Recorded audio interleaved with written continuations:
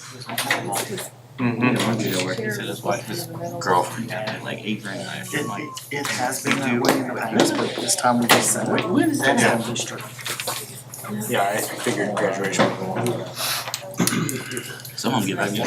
had a fire on tap out. There's a corner, just can't remember why.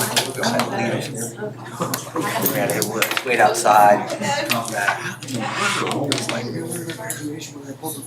So you never gonna forget it. And then the principal who was giving her speech, it will Yeah, you go gonna- just a few times. I'm gonna Back, and she swing came by. right back with the joke, went right away. I was giving her a way to break the ice, get everybody back in.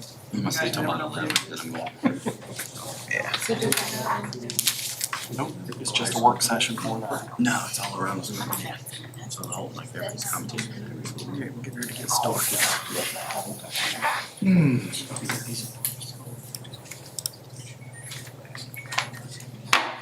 All right, I'd like to call this budget work session scheduled for tonight, February 22nd, 2024 to order.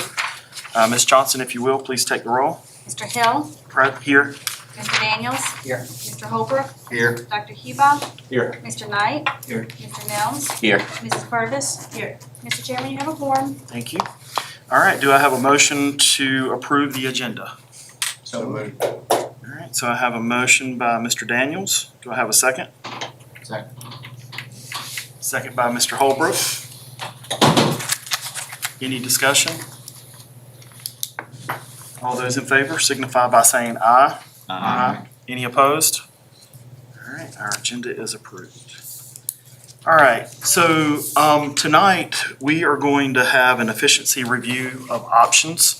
And I want to kind of set the stage before I turn it over to Dr. Bergen and Dr. Woodford. The purpose for this meeting is to look at academic and budget options. So our last school board meeting, there was some conversation where we had asked our executive team to go back and look for possible efficiencies that they could bring back to the table. And so we had started that conversation last school board meeting. Mr. Daniels and I had our finance committee meeting last week. And Mr. Hagler and the team brought some numbers to us that were, showing our 2024 potential budget. And those dollars, let me put a caveat out there, we do not have final state numbers. However, the numbers that were presented to us were concerning to us because it was an increase. And we have been very, very obvious that we are not going to the Board of Supervisors for additional request of dollars. So after that conversation, again, we asked the executive team to go back and to bring us some additional information and options to address potential increase of budget, if ways of cost cutting, but with the caveat that it cannot hinder student success.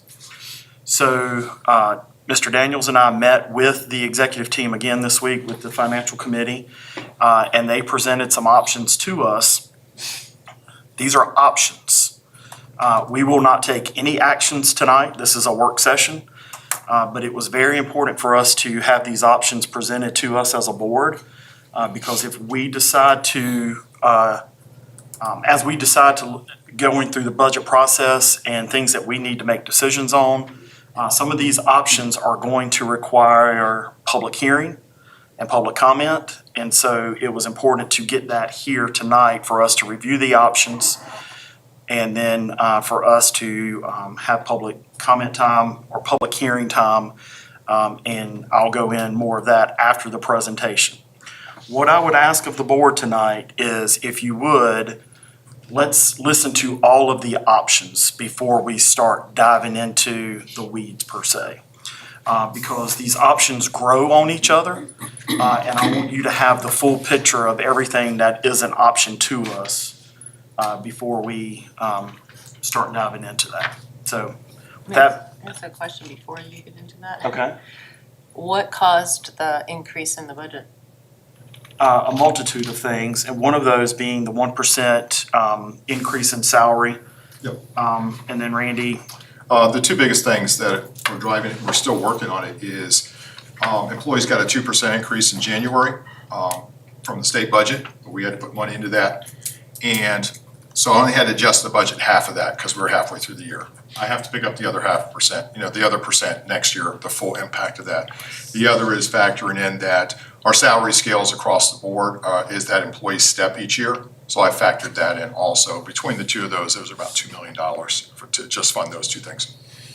There were a lot of other adjustments we went through, but those are the two big movers at this point. Thank you. All right, with that being said, Dr. Bergen? Yes, sir. And Ms. Purvis, there's a lot more information to come for all of you. Richmond it's a process. We have a governor's budget. We now have an introduced House budget and Senate budget. They're all different. They're going to have to reconcile their differences before we know what our funding looks like.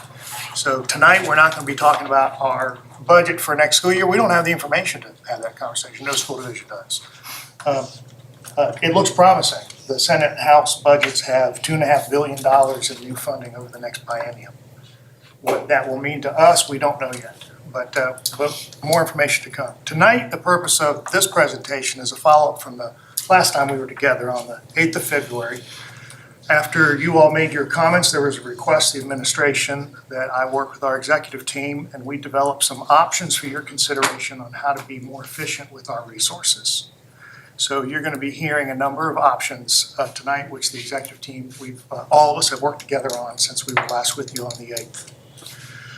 I would say, first of all, efficiencies are critically needed in order to address the funding cliff off in the 28-29 school year.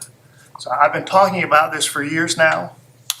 We currently are funded by the state with an artificially determined LCI that goes back to when the city reverted to a town. So we've been getting favorable funding from the state for quite some time and will continue to up into the 28-29 school year. And at that time, with an agreement that was reached 15 years ago, our funding formula will change. And that change is going to equate to at least a drop of $8 million in state funding in Bedford County. So the easy road would be to say, let that be someone else's problem in 28-29, but that would be irresponsible of us to do so. So we are preparing for that cliff with each budget season. So that's one of the reasons why efficiencies are appropriate for this school division, because there is a rather dramatic drop in funding coming in 28-29 for which we have to prepare. Efficiencies are also appropriate for consideration because our enrollment has declined and is projected to continue to decline. I've talked a lot about that as well. It's happening everywhere, by the way. This isn't unique to Bedford County. I shared it with the board. If you remove Northern Virginia, Richmond, and Hampton Roads from the equation, you take out about 30 school divisions or 30 counties, and you look at the other 100 or so, and treat that part of Virginia as a state. We're the oldest state in the nation. More seniors living in the western part and southwestern part of Virginia than anywhere else in the country. We see that down at Smith Mountain Lake, a lot of retirement homes. And our own population has grown older. We don't see growth in all three zones. So the folks who have lived here, your families, they've grown older, and those who are of childbearing age are having fewer children. Again, that's a national trend. That's not unique to Bedford County either. So efficiencies are appropriate because the enrollment's declining. We were at an all-time high of north of 12,000 students. We're under 9,000 right now. You put in the preschool, we're at 9,100, but K-12, we're somewhere around 8,800 kids, and it's projected to drop even more. So those two reasons, I think efficiencies are very appropriate for this administration, this school board to consider. Now, that declining enrollment is more significant in the Stanton River Zone and the Liberty Zone than in the Forest Zone. And that's not going to change either. Just that the growth is occurring in the Jefferson Forest area. That's where dense housing has occurred, new apartments and condominiums and housing, and that's projected to continue. So on the good news, we have 20 schools, 21 with Gibson, and they all operate at about a 70 to 80% capacity. So there's room in our existing facilities to take on more students if we wanted to shift some students between buildings. With the exception of the Forest Zone, 3 out of the 4 elementary schools in the Forest Zone are at or exceed capacity.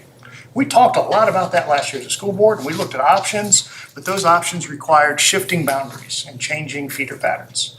And the board was not wanting to do that last year as we had that conversation. So we've noted that, and so in the options that you're going to be hearing tonight from our executive team, we are minimizing any changes in zones where kids go to school or in feeder patterns. Only in one of the options are there some students who would be affected by a shift in school zone or feeder pattern, but in all the other options, there's not we're working to minimize that because we heard that the board and the community valued staying in the current school zones and feeder patterns. Now, there's one school we're going to talk specifically about. It was mentioned at the January meeting and it was repeated at the last meeting. So the staff and the administration and the parents in that school, if they've been watching school board meetings, would know that we've specifically used Stewartsville Elementary School in the last couple of meetings. Why? Well, there's a number of reasons. First of all, we have a 10-year CIP. We work with the facilities committee to determine a year at a time, what do we have funding for and what will we do in the coming up school year. So we're at that point right now, we gotta make some decisions for the next year in the CIP. And Stewartsville has a rather significant roof replacement and HVAC replacement, millions of dollars. So that's why that school surfaced through the facilities committee, because it's up for roof and HVAC. It is our oldest school building of all of them. It was built in 1912 as a high school. It is currently at 56% capacity. So for all of those reasons, it needs significant financial investments now, but we're not using half the building, or we could double the number of kids in that building. It's a much older facility, so the roof and the HVAC are just the tip of the iceberg. There's a significant renovation that would have to occur in the foreseeable future. If we shift where the children in the Stewartsville zone attend school and don't make those investments, then Mr. Hill, alluded to, not wanting to increase the burden on the taxpayers, we wouldn't need to fund $20, $30, $40 million on renovations or replacement for that school. We wouldn't need to fund millions of dollars in a roof or an HVAC. So that's why you're going to hear Stewartsville mentioned specifically throughout these options. So what these options are going to address, more efficient use of our facilities by potentially shifting students while minimizing changes to school boundaries and zones. These options are going to realize savings within the operating budget, somewhere north of $800,000 recurring annually. So, over the next 4 years, we could see millions in savings in our operating budget. What we would propose to do with those savings out of the operating budget is shift them into the capital improvement line and continue to do the work on all the buildings where there's work in the CIP. So the money, instead of going to the operating budget, will go into construction, will go into more HVAC work, flooring, roofing, painting, parking lots where we have a need for capital improvement work, and build that line item up to at least $8 million. So in the 28-29 school year, that money that we've been putting aside would then shift back into the operating budget, and we would not see a funding cliff at all. So there'd be no impact on children, on families, and on staff in the 28-29 school year if we're fiscally prudent over the next several years. Also, these options will address the overcapacity in the force zone. So again, minimizing a change in school boundaries or zone. That's also within these options as you're going to hear them tonight. For our employees who are listening, one of the things, it's human nature. The person who's listening is going to think, what does this mean for me? If there's a shift, if something happens, how's this going to affect me? So I just want our employees to know that as we work through these options, there is going to be reference to a reduction of positions. However, that does not mean we're going to unemploy people. We have people who retire and resign every year. And so if we reduce the overall number of positions across the school division, I'll use an example of SRO officer. If we were to, and thank you, by the way, gentlemen, for being here tonight and protecting us. If we were to shift children out of one building and educate them in a different building, and so we needed one less SRO officer, the overall number of positions might be reduced by one, but that as officer could be shifted where there was a vacancy or another opening within the sheriff's department. That same example would be true of a nurse or a school counselor or whatever the case may be. But the vast majority of the shifts would be the staff is going to follow the kids. So if we shift kids from one building to another building, the staff goes with the kids. But no employee should be concerned about losing their job from any of these options. I just wanted to really accentuate that point. And then lastly, the options, as Dr. Woodford is going to share these with you, not only have efficiencies in how we operate our buildings, but as importantly, or more importantly for us, there's new opportunities academically for our children that can be realized through this, from preschool to high school. And we're going to give some of those examples where these options will increase opportunities for our children and our families throughout their school experience. All right, so that's a little longer intro than I normally might make, but these options stair-step each other. So as you listen to option 1, know that option 2 is going to incorporate option 1, 3 is going to incorporate 1 and 2, and then 4 will stretch across the entire school division, and will incorporate all of the 3 options. Okay? Dr. Woodford. Good evening. So not to be repetitive, but I do just want to say that over the last few months, there have been several requests from the board for us to look at planning for really the future success of Bedford County Public Schools. And I want to just say our team's main goal, our main focus has been thinking about the academic and social success of students. We have to talk about facilities and we have to talk about budgets, but at the end of the day, our main talking points are, well, what will this do to our kids? Will this bring them more success? Will this hurt them? So I want you to know, in all of these options, we've really thought deeply about that, and we'll be very transparent with you in the areas that we had a few concerns. So we are going to look at the 3 things that Dr. Bergen's already shared.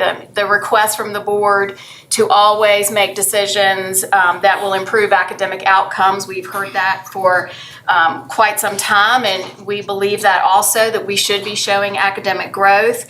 Also, we've looked at the capacity in the Forest Zone elementary schools several times with redistricting options. And then at the last 2 meetings, as Dr. Bergen stated, what should we do or think about with Stewartsville Elementary with its lowering enrollment, but extensive future CIP needs. So tonight we are going to present 4 options that we hope will address some of the requests from the board, maybe all of the requests from the board. We've spent time researching and discussing them as a team. What I do want to say is we know that there's more work to be done once the board makes, gives us more direction or makes decisions. And we will be able to bring in people who are even more experts in these areas. And so I feel like we'll see a lot more positives as we bring in more people to brainstorm with us. So I want to start with our option 1. And I just want to say, as a team, we recognize that the student enrollment has dropped at Stewartsville Elementary. And it is slated for several high-dollar capital improvement funding sources and facilities improvements over the next year or so. And so with that, the first option is really to decommission the use of the Stewartsville Elementary building because of its capacity, its age, and the need for repairs that we are seeing. In doing that, we would need to look at relocating students to neighboring schools. Our first thought was those students would move over to Goodview, but they don't all fit in Goodview.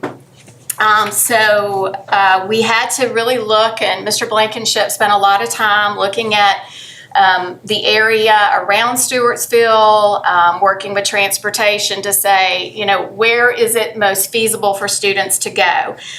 So at the end of the day, you can see on our map here, we could move about 40 students from Stewartsville Elementary over to Montvale Elementary. We could move 286 students from Stewartsville over to Goodview based on their current capacity. Because of capacity, we would have to take 78 students out of Goodview that are actually living a little bit closer to the Moneta zone, transfer them over to Moneta Elementary. That puts some capacity restraints on Moneta Elementary, so we would then have to move about 37 students to Huddleston. Now, all these are estimates. Obviously, you can see the concern we have here. We're rezoning the entire Stanton River zone. And at the end of that, if you see this chart here, with our estimations on enrollment, our largest concern is that currently we have a preschool and a Head Start at Stewartsville that would not fit in Goodview. Goodview already has 3 preschools. We would be able to keep the 3 preschools at Goodview and still stay under capacity, but we would lose a preschool class and a Head Start class. That's 2 preschools that I think are pretty important for the development of students.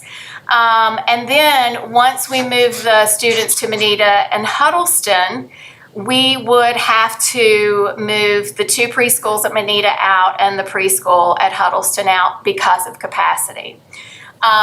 So overall, there is an academic impact that I would say is a negative impact. We would lose 4 preschool programs in the Stanton River zone and a Head Start. And that would definitely have a negative impact on kindergarten readiness. It's the second highest poverty zone that we have, with Liberty being at the top. We know how important, as Dr. Bergen said, we are a daycare desert. It's important for our families to have options for their young children. We've recently opened up some 3-year-old programs. There is additional money out there. We could even do more with preschool. So I would be very concerned, and our team would be concerned about losing those preschools in the Stanton River zone. Some others that may be a little bit positive. We do have Title I money in our Liberty and Stanton River Zone elementary schools.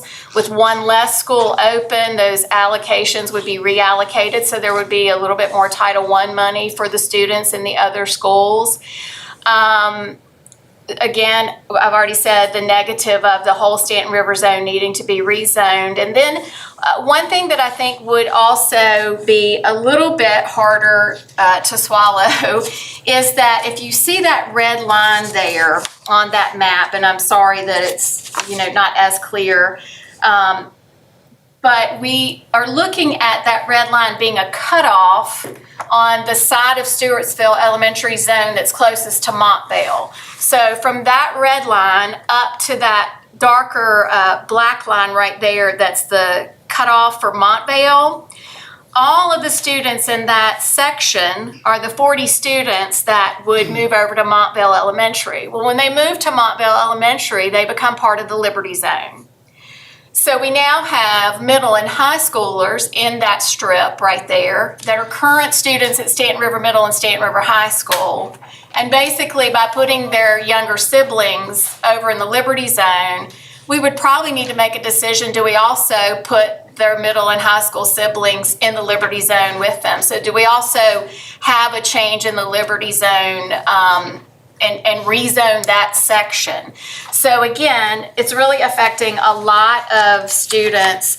And so I think that's a consideration for the board. Do you want to rezone the whole Stanton River zone and then that portion of the Liberty Zone?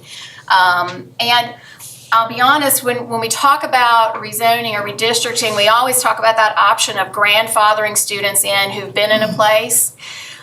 With the capacity the way it is, we probably wouldn't be able to grandfather those students in. It would be, you have to go. And that's a difficult thing sometimes when students have been in a school a long time and they're suddenly finding out they have to go to another school. So that's just something for the board to consider.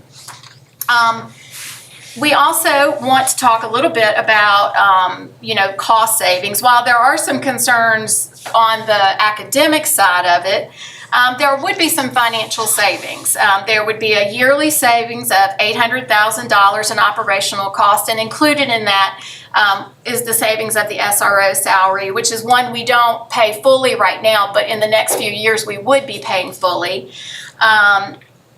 Most of the instructional staff, as Dr. Bergen said, would follow the students, but there are savings in utilities. Some of the positions that may not be needed, such as administration, secretarial, counseling, custodial, nutrition, because we can cover those in the schools they're going to. However, as Dr. Bergen said, I don't want that to our employees to think that we're not thinking about, we feel like we could find jobs for them with our normal attrition. There are also future CIP projects. We have a roof and HVAC project. We have put the low number that's currently in the CIP there, that $2,250,000. That's in our current CIP. But Randy has also looked at current inflation costs. We think actually that project would probably right now be $2,800,000. So you're going to see throughout the presentation that we've given you what's listed in our CIP, but then we've tried to project for inflation so we can kind of see an actual dollar amount we would be saving. That roof and HVAC is currently slated to be done next year. And we currently have funding identified in our maintenance reserve fund for that. Long-term in our CIP project is a renovation at Stewartsville. On the high side, looking at inflation, that's about a $22 million renovation. Right now, there's no funding estimated for it, but it is in our long-range plan. So it's something that down the road, we would not be worrying about in our CIP, and we could then readjust our CIP. I think it's important to note that the Stewartsville roof and HVAC systems are not going to be operational much longer without a significant investment in money. So time is a little bit of the essence here, in the sense that the systems may not last through next year if we don't start working on them. So that brings us to option 2. Option 2 is still the same as decommissioning the use of Stewartsville Elementary, but we would relocate students and we would reconfigure grade levels from kindergarten or pre-K through 12th grade. So we would move all of our pre-K through 4th grade students at Stewartsville over to Goodview. We would move all of our 5th graders to the middle school and all of our Stanton River Zone schools. So we would reconfigure and have pre-K through 4th grade in all of our elementary schools in the Stanton River Zone. We would move 5th grade up and we would have 5th, 6th, 7th in our middle school buildings. And then we would move our 8th graders up to the high school buildings in our Stanton River Zone. And by doing that, you can see with these enrollment estimations, with this option, we are staying well under capacity. And we would be able to fit our preschoolers in our elementary schools. Not only would we be able to fit them in our elementary schools, we have capacity. We could even add students or preschool programs to any of our elementary schools in the Stanton River Zone. As we've talked, this reminds us a lot of, in that first year in 2021, when we reconfigured grade levels in our school division so we could keep our kids in school. We were really, I have to say, probably the only school division in the state that did that. Most went virtual. And I think it was a realization to us that kids are kids. And we take care of them, and it might be scary for your 5th graders to go to a middle school building, but it's a middle school building. The 8th graders will move up. The 5th graders will be 5th graders. They will be still kept with their, teams of 5th grade teachers. They will still be walked to the bathrooms, and they're not middle schoolers. They're 5th graders, and that's the way they'll be treated in that building. Our 8th graders too. That'll be a transition year for them, and we think there's some positives with that. Really teaching them how to be high schoolers. So we can see some academic pluses to this option. One of the things that I think are positives in this, that the Stanton River Zone would not lose any of their preschool programs. It would actually open up room, as I've already said. I will say our preschool programs are crucial to student success. We know that when we have our preschoolers coming to us early and we can do early intervention, we can prepare them better to start school. There is the possibility of some Title I considerations that may take a year or more to see, because with a Title I grant, it's a federal grant, you would have to do a lot of planning for that. But there may be some options for providing some more support at the middle school building with more staff, lower class sizes that we would consider. I will say right off the bat, with the fifth graders going to the middle school buildings, that does make one less grade level in our elementary schools that our reading specialists would have to target for remediation. So it would actually give our reading specialists in the elementary schools more time with those students struggling to read. And so I think it's a better, more efficient use of staffing there. With our eighth graders in high school, our strong student population who typically take Algebra 1, World History 1, Pre-AP Geometry as eighth graders, their very strong SOL scores right now go to middle school to support middle school SOL accreditation. And high schools, usually they don't get those strong math scores because the kids have already gotten their verified credits at the middle school. So this would have our eighth graders taking the SOL test, and our students who are very high performers will be taking it at the high school, and it will make a difference with our math scores at the high school. There's no doubt about it. They will be getting better, especially math scores, possibly some additions to science, but we know math will increase. I also think it's important to note some other benefits. Our elementary students will, with one less grade level, get more resource time, more art, more music, more PE, which is something I know you all have been interested in. And I do think it will open up our fifth graders to some opportunities that you just can't have in an elementary school. They will start to see and start to have experiences with band programs and choral programs and possibly theater programs and some types of CTE that we can introduce early on to get them excited so that we can grow some of those programs at our middle schools. We'll show them all the options, and then in sixth grade they can actually maybe choose band. Like now we show them all the options in sixth grade, and then seventh grade is where they really get going. We'll just back that up, show them the options earlier, and see if we can build those programs. So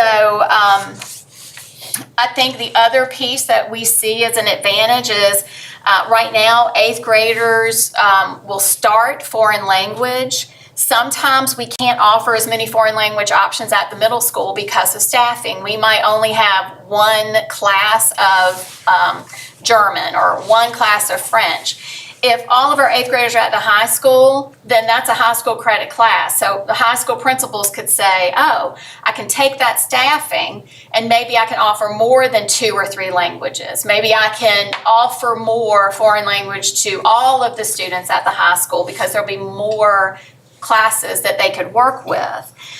It would also eliminate staff travel time between middle and high schools. What happens is that often when teachers finish a class at one school, they have like a planning period or a duty period so that they can travel to the next school and get set up.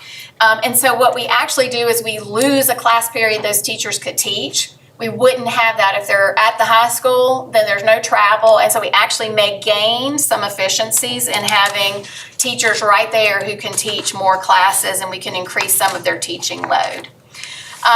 As far as, cost savings, it's the same as we've already discussed in option 1 with the yearly operations at Stewartsville, the short and the long-term savings. Just some other things that I think it's important to consider, things that have come to our mind that may be helpful as you're thinking through what you would like to do. If all the Stewartsville students go to Goodview, that is 1.3 miles away from the school they're in right now. 1.3 miles is not going to add a significant time on buses in the morning and afternoon. It's not going to be a significant bus ride to a new school. It's across the street. And I think that's a positive. We also would not, with this option, we wouldn't have to disrupt the entire Stanton River zone by moving families. And we wouldn't also have to move students to Montvale and disrupt the Liberty zone pattern also. So by keeping it all in the Stanton River zone and being able to just shift grade levels, there's less disruption to our families. I want to just note so that everyone knows that even though 8th graders would be at the high school, they can still play middle school sports. Middle school sports are grades 6, 7, and 8. So just like now when we have 8th graders who make JV teams or sometimes even varsity teams, they travel up to the high school. We might have some 8th graders who travel down to the middle school for practice. And that is not, we've been doing those types of things for years. But that opportunity, I want you to understand the opportunity won't be lost by going to the high school. The other thing is VHSL high school classifications are based on enrollments in grades 9 through 12. So there would be no change to the current VHSL classification of Stanton River High School. So they would still play in the same division of football, which is important. So as Dr. Bergen said, as we move forward, the options get a little bit deeper and we're kind of building on. So option 3 would be all of option 2 that I just discussed. Decommissioning Stewartsville and reconfiguring grade levels pre-K through 4, 5 through 7, and then 8 through 12. And to go ahead and reconfigure the grade levels in the forest zone to prepare for the growth in that zone. I want to show it to you in numbers. Currently, we have Boonesboro Elementary, Forest Elementary, and New London Elementary that are at or near capacity. And with all of the growth coming to that zone, we have been concerned about where do we put these students. We've stopped zone transfer requests, so we're not bringing in additional kids who don't live in that zone, but by reconfiguring, we can open those zone transfer requests back up to parents. And I think that's a positive. We can, and you can still see, even moving over to 5th through 7th and then 8th through 12th, we actually redid the capacity on JF, and JF's actually, we think, a little bit higher in capacity because some classrooms have been added since this capacity number was taken. But I think for us, the real aha was we don't have to redistrict, which has been a concern of the board in that forest area. We just were moving all of the 5th graders up to the middle school, and we have room in those elementary schools for our kids who are coming with all of the growth, and we still have room to offer zone transfer requests.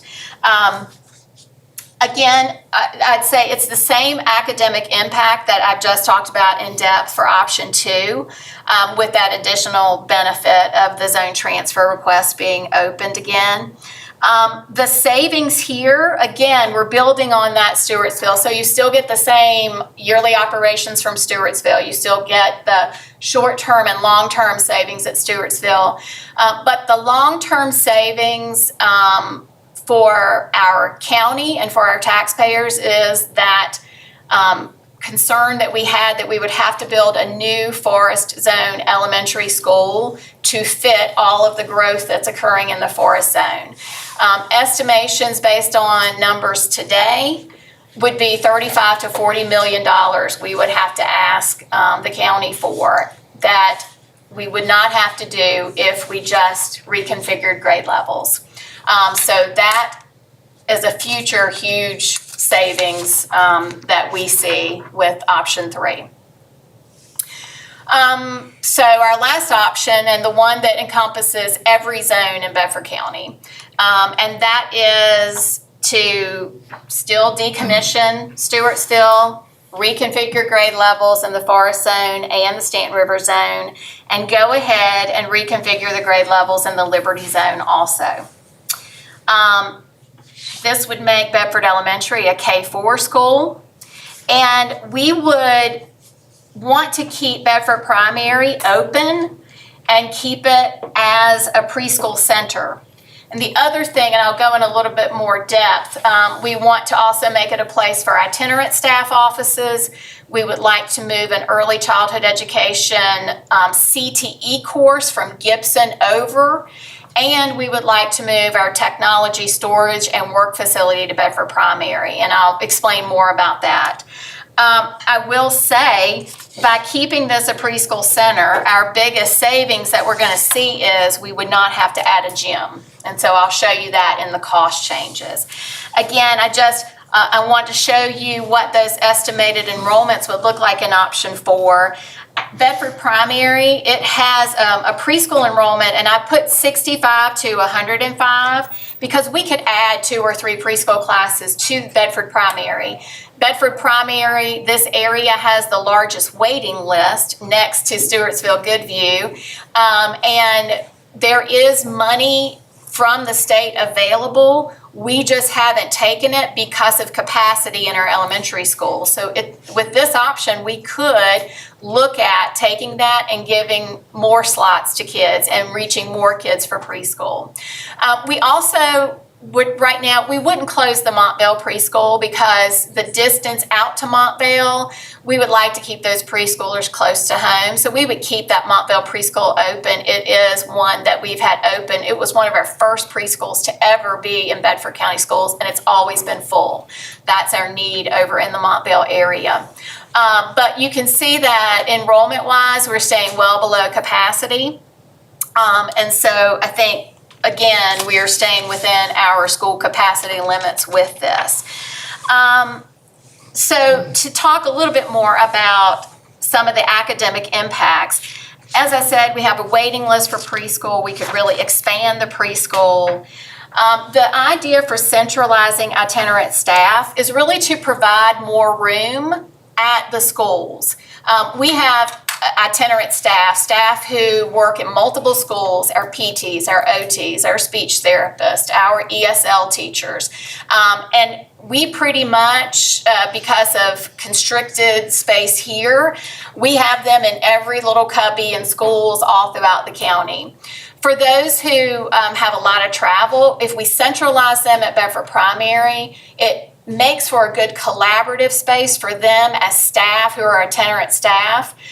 We would also move our preschool lead teachers to the center, and those lead teachers would be right there to work with our preschoolers. I think for me, one of the most exciting things would be that we would also move the early childhood program from Susie Gibson over. We had planned to do this even prior to this option. Right now, we have an early childhood program for our high schoolers who want to work in early childhood. They have a little preschool that they have a couple of kids who come a couple of times a week for a few hours, but they don't really get that full preschool experience. So by moving their Gibson classroom over to the preschool center, they will now have 6 to 8 preschool teachers that they can watch, they can work with. They will have 105 little preschoolers that they can assist with, learn from, and also learn about early childhood education. And I just think it would just really be a fantastic connection for our own students that we are trying to grow to be teachers in our schools one day. This would free up some space at Susie Gibson to look at some expansions of programs. We're always trying to think about how do we free up some space to, get electricity back or to expand some of our programs who have significant waiting list. And so that would be exciting. I do think too, having the entire school division on the same grade level configurations will give good consistency for planning and support and focus from instructional staff that we have working from central office into the schools. When you think about grade level configurations, if I'm thinking about a K-5 school and pacing guides and what the supports I need to give, it's very different if the 5th grade moves up in one zone, but they're not moved in another. So the consistency of having the same grade level configurations across the county makes it much easier for us to work and support our teachers. The last thing that is very important academically, I've been working in school improvement for Bedford County Schools almost 16 years now. Since the beginning of school improvement, a suggestion from the Department of Education has been, can you get Bedford Primary Bedford Primary and Bedford Elementary in one building? Can you make it a K-5 school so we have consistency, so you have a principal, they're all following the same, direction. They have the same curriculum they're using. They have the same expectations and planning. And so this would allow us to get our kindergarten through fourth grade in one building. Right now, Bedford Primary's accreditation is based on what happens at Bedford Elementary, and so I think it's important to be part of that process in K-4. So I think that is a suggestion we've been getting and something we thought would be important academically for our students to be in one building together, and I think that we can make this happen, something that we've talked about for a long time. Again, there are some cost savings. The yearly operation of Stewartsville we've talked about. Yearly operation at Bedford Primary, we've estimated it at about $400,000. That's because we'll still need a secretary, we still need a nurse, we'll still want an SRO officer there. We're still gonna have to feed them, they still have bus services. We don't know how much of all of that, we don't know if we're gonna need, maybe we don't need 2 custodians, maybe we just need 1 if it's 100 students. But we still know that the operating cost will still be there because the facilities are being used. We also, currently we rent an IT facility for about $25,000 a year. And our IT department, that is where we get large shipments of hardware. It's where they collect Chromebooks, they clean them, they update them, and at times they have them spread all over to have room for everything. They needed that space. We couldn't do it in our former facilities. But if we leave Bedford Primary open, we could save that $25,000 and move their facility there.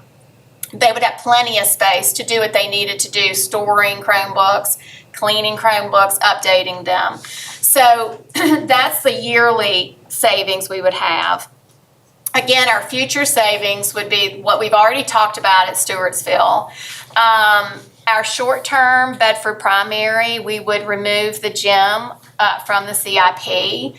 It will not be a problem for 100 preschoolers. If we had 100 preschoolers, if they can't go outside to play, then they can use that, what we call it the cafegimatorium. It's a cafeteria and gym together because lunch won't take that long, and then they clean up, and then if you need to, you have play area inside the school. That's what it was originally designed for, as a lot of our elementary schools started that way.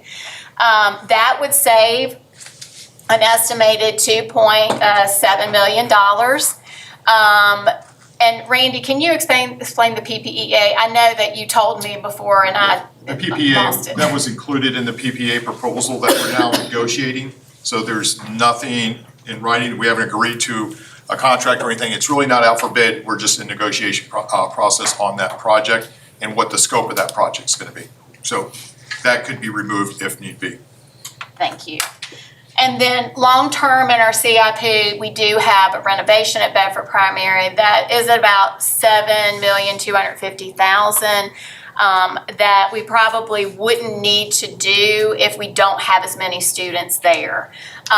There will be some types of things at Bedford Primary we will want to keep on our CIP, replacing floor tiles, painting, things like that. So none of those things have been removed. We're just talking about big additions and big renovations.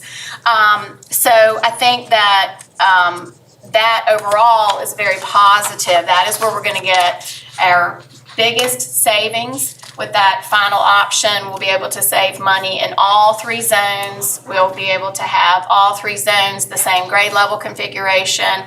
I think that it will enhance some of our academic opportunities, depending on the options that are picked, if any are chosen, enhance our preschool opportunities, centralize some staff, and save money now, but also a lot of money in the future. So I am happy to answer any questions. I also have Mr. Blankenship here, and he's happy to answer questions. I will say, I think that it's important to say that we really hope you ask us to think about requests and, you know, how can we look at investigating what we have to be more efficient with our academics, but also our budget. And we feel these options do meet the requests that you've asked from us. And once we know the direction you would like us to take, we can go even further and give you more specific information about savings and plans moving forward. And we can take a deeper dive and provide some specific information about how we would implement all of this moving forward. So like I said, I've got Mr. Blankenship here if you have questions about zoning. Dr. Calvert is here if you have questions about staffing. Mr. Hagler if you have questions about money. And Dr. Cornett, if you have any questions about athletics, we're happy to answer them. I got one. What is the total on option 4? What's the total amount of savings? Operationally, it could be about 1.2 million Okay. recurring. 800,000 at Stewartsville, and we're estimating 400,000 at Bedford Primary, because a lot of the staff that you need to serve the K2 building, you wouldn't need in a preschool only building. So those staff would follow the kids to the So 0 jobs, eliminated. zero. It would be our intent. No one's gonna lose Our a job. intent. We're gonna look for vacancies and naturally occurring retirements and resignations to shift people. And just to add to that, when we look at modeling, we haven't done, whichever option you choose to do. But when you kind of put it in our staffing model, the teacher count doesn't change. The teachers and the aides, on the most part, go. So Yes. there's not really reductions on teacher or aides. It's more the support staff is where the savings is coming from.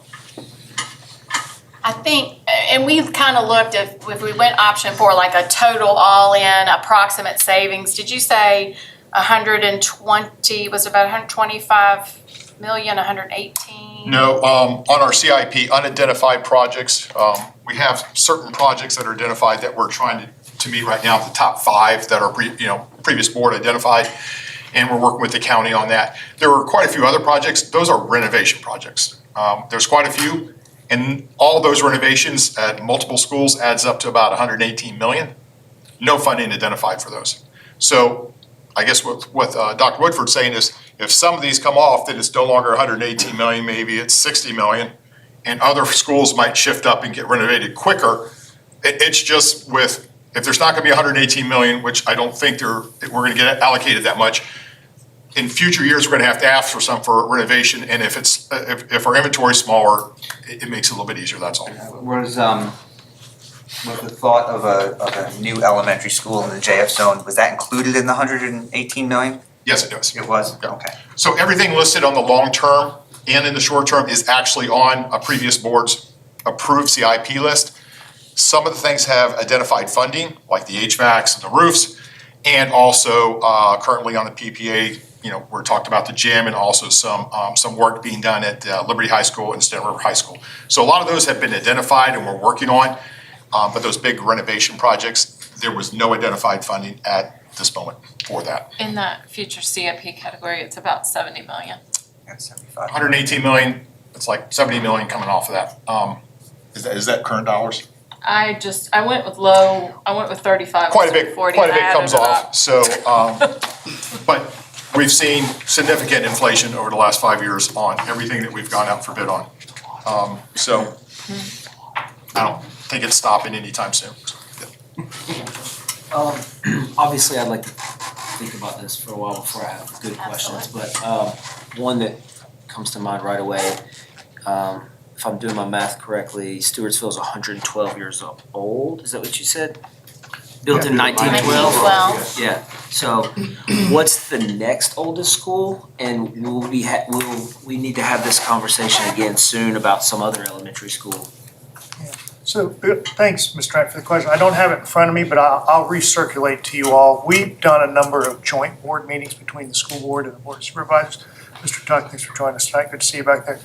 I went back and found, I did a presentation for both boards on all of our schools, when were they built, when were additions put on, I have it in a single view. So I'll send that to the board as a follow-up to your question, I don't have it in front of me tonight. The reason I ask is, I mean, obviously Stewartsville needs to be looked at, right? But I'm just curious, you know, are we gonna have this conversation I'll next year about some other schools? I'll mention the other schools that we haven't slotted a year. It's all based upon, you know, negotiate with the board of supervisors and when there be maybe debt service, you could go out and borrow money to do some of these. Because when you get into a major renovation, it's gonna be pretty significant money.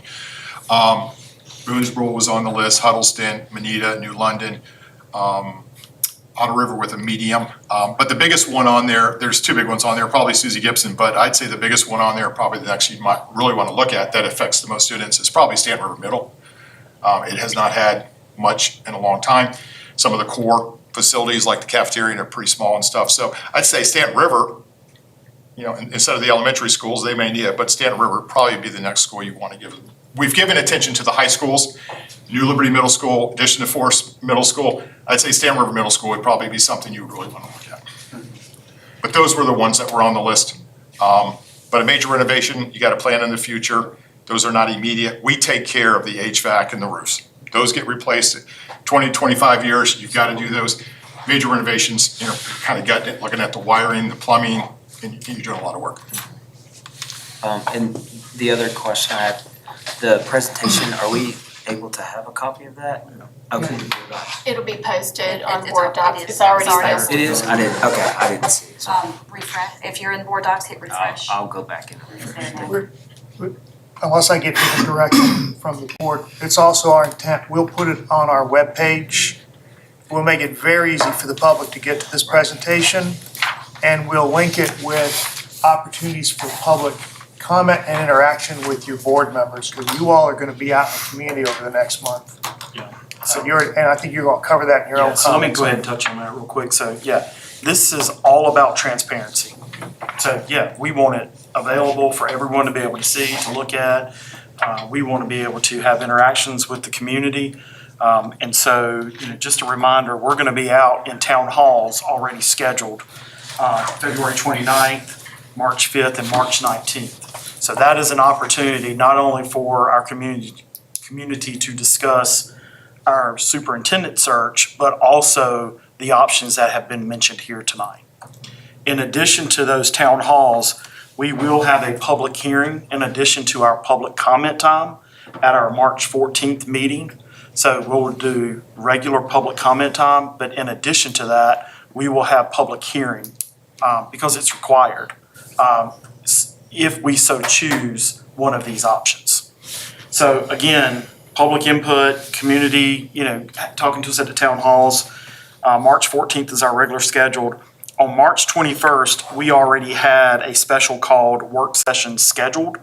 So at that time, we will come in and make a decision regarding these options.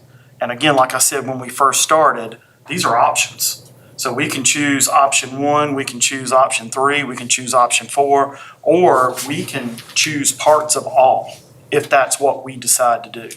The team has presented us options and benefits, cost savings, and some, hey, you need to consider this if you do that.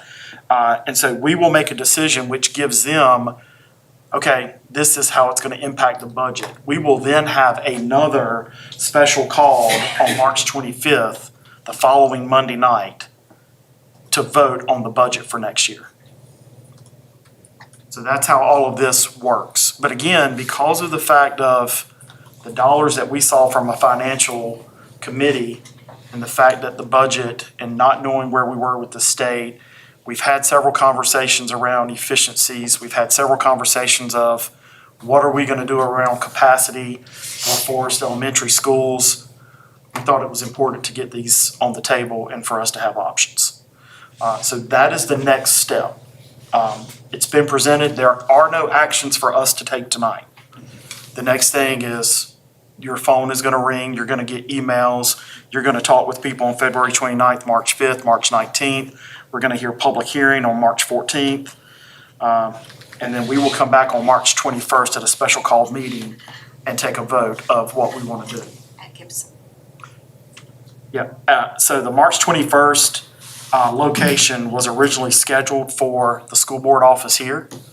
And in fairness to our community, we want to make sure we have a large enough venue for them to be able to come. So we will be moving that to the Suzie G auditorium for that night. I'm sorry, which one was that one? That's the March 21st. So March 14th will be at JF, March 21st will be at Suzie G, and then our March 25th special call to vote on the actual budget will also be at Suzie G on the 25th. And all these updates will be on the Oh, website for the absolutely. public. Everything is to be And for me. communicated. Yeah. May I ask another? Absolutely. These things are just popping. So I don't know if you said this or if I read it, but it was on the presentation about school bus where fifth graders would be located on the front of the bus, separated from the back. Is that what that said? Yes, thank you. I may have skipped that bullet in my, Yeah. going through my notes. But, I think we were trying to think about what concerns would people have. So fifth graders on a bus with up to 12th grade. And so we would be very purposeful about those fifth graders, like we are sixth graders. You're in the front of the bus and the high schoolers are in the back, keeping them separated.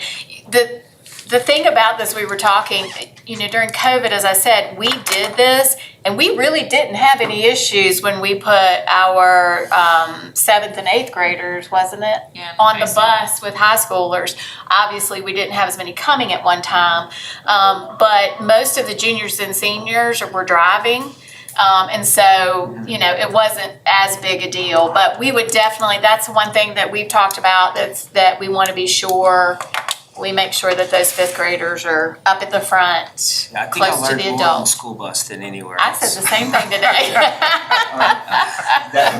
With that being said, in the middle schools with the fifth graders, I know that the sixth graders are kind of kept with sixth graders. Are we gonna do the same thing, I would assume? Absolutely, Okay. yeah. I see the fifth grade, they're still elementary, so they'll either be self-contained or in teams with, teachers that they travel with, but they'll be together in one section of the I was building. wondering, does the teacher rotate or do the students rotate? It really depends. Even in the elementary schools, if they set up the classes right across from each other, the students just go back and forth.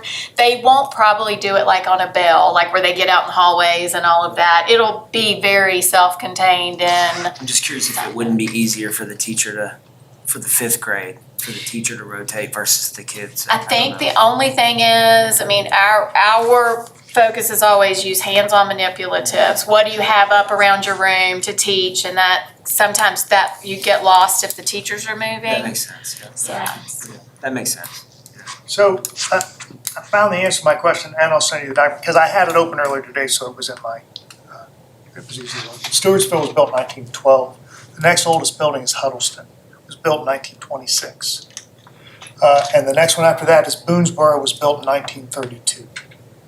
Now, that's the bones of the building. All three of those buildings had additions or renovations or something in the 50s, 60s, 90s, 50s, 60s, or 90s. And I have that laid out here in this. But those are, you had asked the oldest three buildings. That's it, Stewartsville, Huddleston, and Boonesboro. Everything else was built in 1950 and beyond. And you made the good point that, with one school being, I hate to say gone, the additional funding could help with the other older buildings, that need things. But I just wanted to make sure we weren't gonna need to have the conversation next year about the next school needs to be, you know what I mean? I think there will be future conversations, because we haven't identified the funding. When that happens, it's just less buildings we have to, Right. seek after. So first of all, I want to say thank you, because I know that probably took a lot of hours and a lot of talking and a lot of work, and hats off to you, thank you for all your work. I was gonna ask about the buses, because I'm visualizing this 8th grader who's about 4'3" boy who hasn't quite gotten into his puberty yet, dealing with a 200-pound 17 or 18-year-old. I just want to make sure those kids are protected. My big thing is protecting the kids. When they're in the actual school buildings, are you going to have different wings for different areas as well for. We're gonna talk to our principals, definitely at the high school and middle school. But in our minds, we've already identified, we're lucky that Dr. Calvert used to be principal at JF and Dr. Cornett at Stanton River. And as part of our planning, we were brainstorming, we could put the kids in this building, like this will be the 8th grade building, transition building. And I think our principals definitely, or if we've been getting texts, we talked to them a little earlier today and they're excited about thinking about it and have already said we can put, our 5th graders here and kind of keep them, So you're and gonna our have 8th to graders. probably do a lot of shifting of teachers, I guess. We will. Within the actual buildings as well. Okay, so then, I had another question. So the increase in the actual preschools that you're talking about, I know you said that you would be getting some extra funding from the federal government. Would that cover the whole thing, or would you still, because that's gonna be a cost as well, in the long run, Right, so. Can I take this one? Preschools are funded, most of our preschools are funded by the state with a local match. So we also have, some of our preschools are funded with special education money where we have students with identified disabilities with students without disabilities working together. And we have just one Head Start classroom? 2. 2 Head Starts. The state and local match is called VPI, Virginia Preschool Initiative.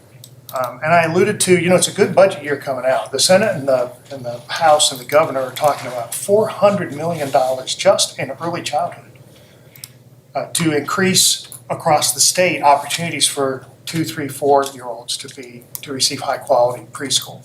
So we would be able to take advantage of that money. Now, it's a budget issue. Well, again, I also want to I think it's important to say, we're waiting for direction from you. There are a million things that have to be done. We have to talk to the high school principals and the transportation team, and we're not doing any of that until we get direction from the board, and you're not going to be asked to take a vote for quite some time now and have plenty of time to study it for yourself and get feedback from your constituents.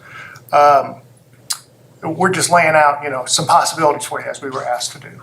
So, but the preschools there'd be more opportunities. We're gonna have space for them depending on the direction the board gives us. There's more state funding that is already I think it's gonna be realized through the compromise budget. And we have waiting lists now, I believe, Karen, so. And, go ahead. Let me add to that. Dr. Bergen's speaking about the General Assembly considering more money for preschool.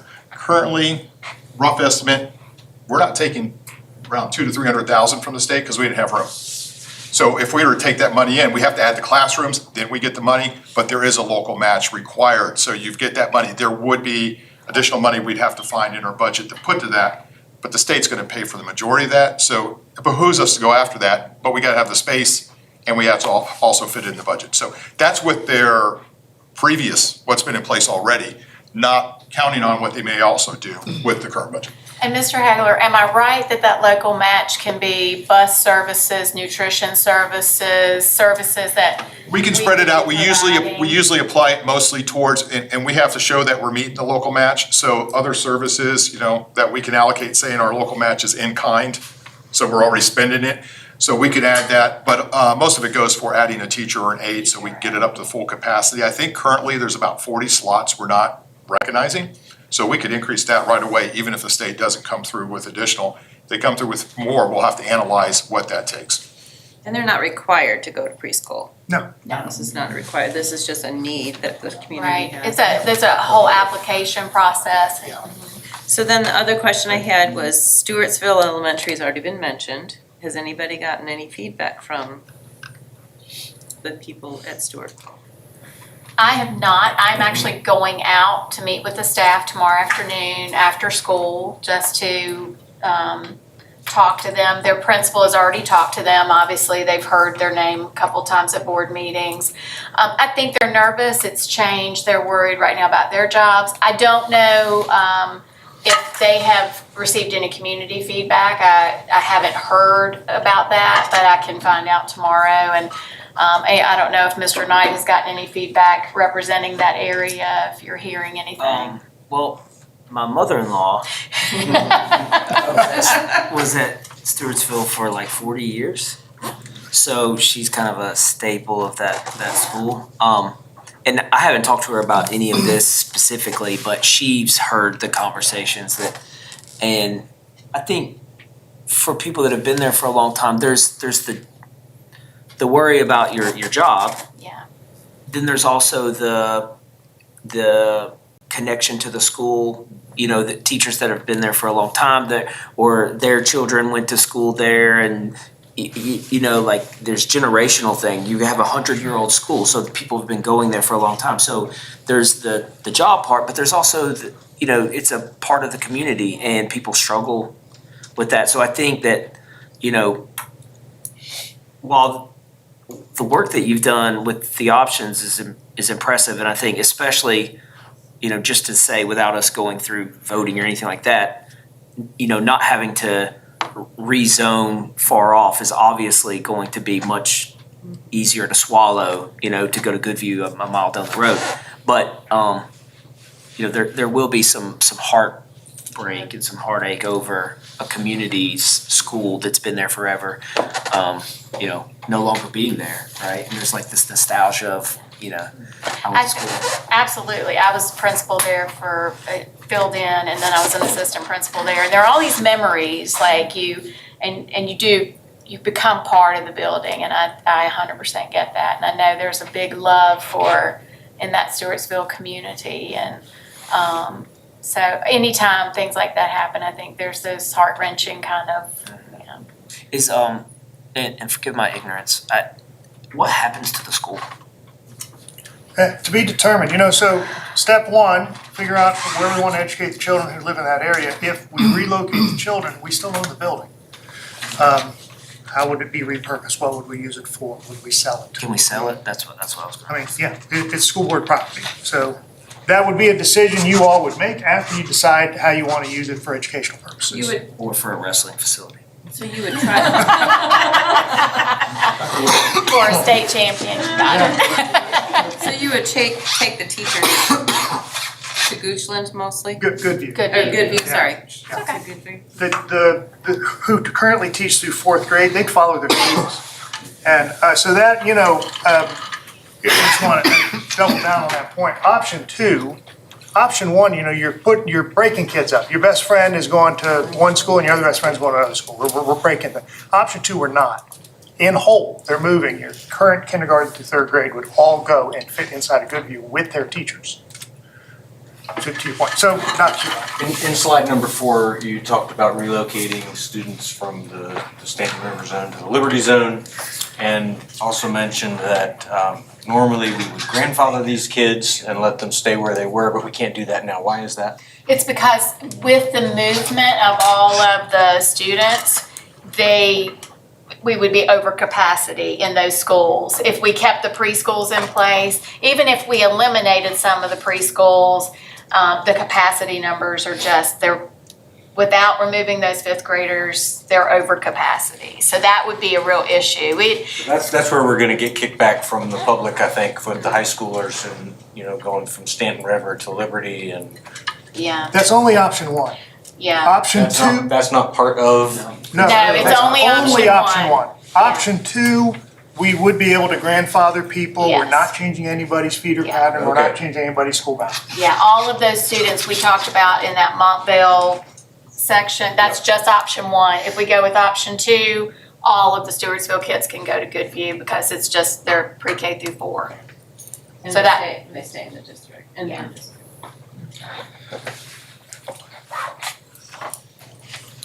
Any other questions? I just have a statement. A lot of us were elected on, being fiscally responsible, and we've heard from the community about, hey, we want more opportunities for our kids, and we have talked a lot about results as a board. We've all mentioned it. I mean, every meeting it gets brought up. And then when we asked for these options, I thought it was a pretty big lift, a pretty heavy lift for you guys to be able to crunch the numbers and look through that. And it's like, can you get your cake and eat it too? And quite honestly, with several of these options, I think that you get that. I think that we get opportunity for our kids. We eliminate the overcrowding situation. We take care of some of our short-term needs. We take care of a lot of long-term needs. I've got, yearly savings of $825,000, $1.225 million. So that's $8.25 million over 10 years and $12.25 million over 10 years. So basically between those values, not adjusted for inflation. Long-term, I got $74.95 million. I was estimating, Dan. Yeah. So, I mean, I think it's like we're saying there, and you're right, there's going to be some heartburn stuff, but the important thing, which I love that you put in there, is this is the positive that's going to help your kids. And I think that's the really important thing. I've talked about investing in our kids, and that's what we're doing. Our investment is our people, and that's what's going to build the community.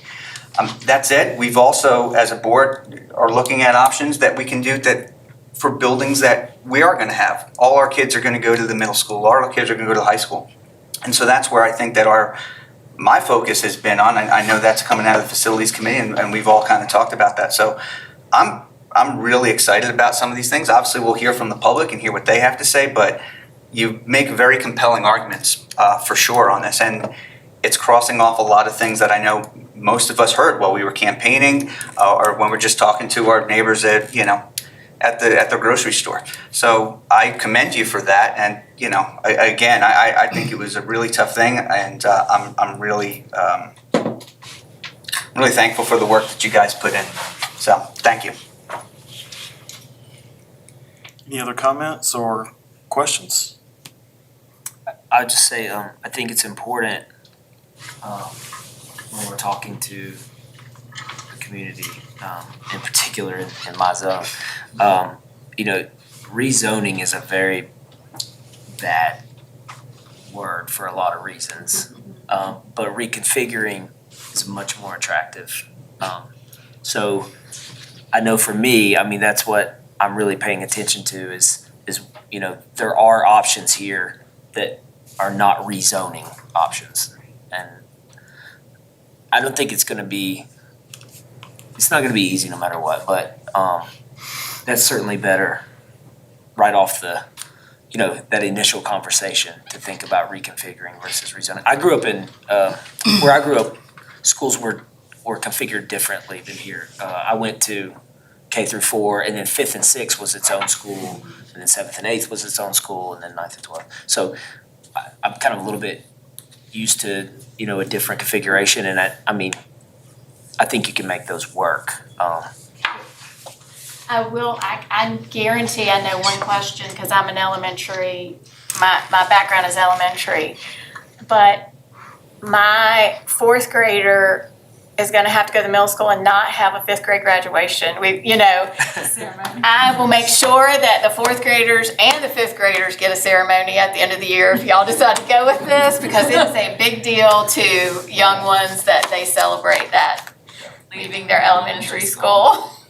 So.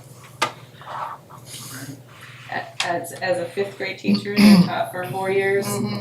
Beginning of the year, they're kids. End of the year, their puberty hits. Yes, they are. Oh boy. So I want to protect that young. I don't want them to get streetwise too early, which has always been a problem and is continuing to be more and more of a problem. So I want to protect those 5th graders especially. And of course the 8th graders, just let them be kids. And so that's my biggest red flag, and that I would really like to make sure that we're protecting those kids. But I do see some real advantage as well as a teacher, just like I taught Spanish, so the kids, the French teacher had to go to the middle school to teach French half the day and teach French at school, the high school the other half of the day. And I know that has a problem with Algebra 1 as well, and so this would solve some of those, but I just still want to make sure we're protecting those kids. Do I have a motion for adjournment? So moved. Do I have a second? Second. All those in favor signify by saying aye. Aye. Any opposed? We are adjourned.